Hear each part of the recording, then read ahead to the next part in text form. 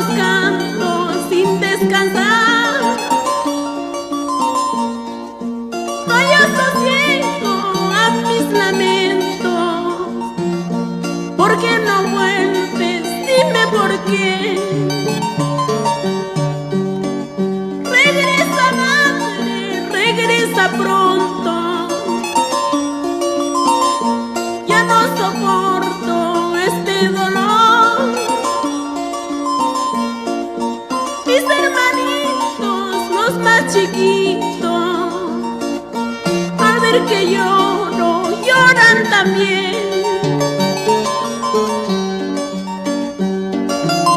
En el Día de la Madre, unos llevamos flores rojas con orgullo y otros llevan flores blancas con tristeza. Vamos, Rubén Cabello, toca pero sin llorar.